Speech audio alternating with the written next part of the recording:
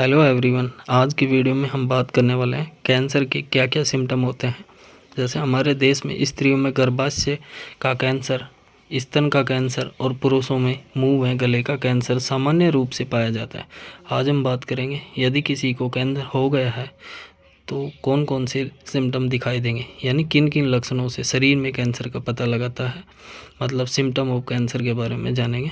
तो हमारा पहला सिम्टम है यदि शरीर के किसी भाग में गांठ का बनना, जैसे होठ पर गांठ हो या जीभ पर गांठ हो या स्तनों में गांठ हो, और यदि पहले से कोई गांठ बनी थी उसका तेज़ी से बढ़ना, या फिर पुरानी गांठों के आसपास नई गांठों का बनना और लंबे समय से शरीर में गांठ का होना और उसमें दर्द ना होना, तो भी आपको कैंसर के सिम्टम हो सकते हैं।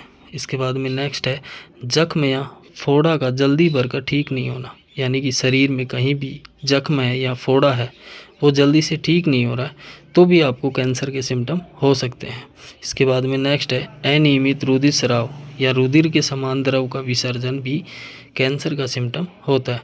यह लक्षण मुख्य रूप से स्त्रियों के लिए है। ये महीने के बाद का जो खून का लगातार बहना या खून जैसे द्रव का लगातार बहना कैंसर का सिम्टम होता है। इसके बाद में नेक्स्ट है किसी तिल या मस्से का अचानक से तेज़ी से वृद्धि करना, मतलब शरीर में कहीं पर भी तिल है और वो कुछ ही दिनों में तेज़ी से बढ़ने लगता है, या कोई मस्सा है और उसमें तेज़ी से वृद्धि होती है, तो भी कैंसर के सिम्टम होते हैं।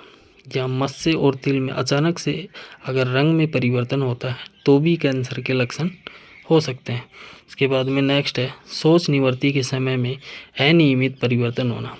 यदि बिना किसी कारण के सोच में परिवर्तन होते हैं तो भी कैंसर के सिम्टम हो सकते हैं, यानी कि नियमित से अनियमित होना, यानी पहले आप सोच एक बार जा रहे थे, उसके बाद आप बार बार जाने लगे और उसके बाद बंद हो गए और फिर जाने लगे, तो ऐसी कंडीशन में भी आपको कैंसर के सिम्टम हो सकते हैं।